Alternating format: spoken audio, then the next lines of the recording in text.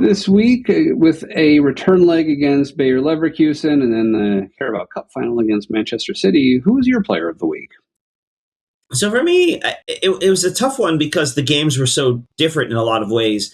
But the player I really want to shout out on this one is William Saliba.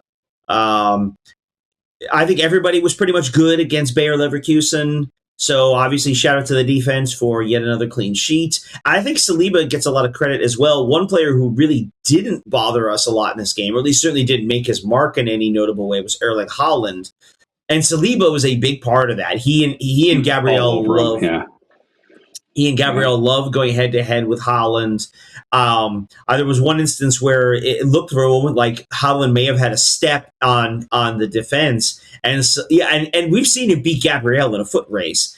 Saliba ran him down and had a couple times where he battles with him physically. We've talked about Saliba the last couple of weeks has been for some of his foibles, right? Some of the plays that don't go particularly well. But here I think it's worth remembering like how good he really can be. And I thought today he was very good overall, even in the midst of a kind of a largely more indifferent performance from the club as a whole. Right. How about on your end? Yeah, for me, it's really tricky, and I struggle with this a lot of weeks. Like you said, the matches are very different. The lineup and the way they performed was also kind of different in ways that mattered. So on the one hand, if this were a one-match week, it were just Bayer Leverkusen, easy decision Piero Nkapie as my player of the week. He was really good against them. I noticed a bunch of really good defensive plays that he made that impressed the heck out of me. But like you said in the cup final, he got a yellow in the 16th minute. Maybe that was a lot of why, but didn't really do much for me in this match. And he ended up getting subbed off for Calafiori toward the end. So ultimately, I can't go with him as much as I would like to based on his performance in the first match of the week. And Rice scored the goals. Rice had his moments in the cup final, but nothing really outstanding for him. And Eza didn't even play. But I find myself gravitating toward Eza because you have to wonder, were he able to play?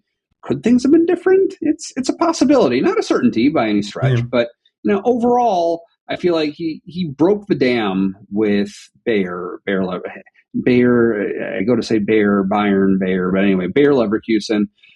He broke the dam open, paved the way for that second goal to assure the victory. And, overall, he's been in good form. Like he's really doing well. And it's a shame that he wasn't able to participate in this match. And I think his absence loomed large over this cup final today in a way that, you have to wonder what might have been different. Yeah, he's a guy. I think we talked about the options off the bench. He's a guy. I think if we roll out with the starting lineup, but he's available, I do think perhaps he would have been an option maybe to settle things down. I don't know. It's possible. I'm not going to go so far as to say like obviously he's the difference in this regard, but he was. You could argue he was conspicuous by his absence today. Right.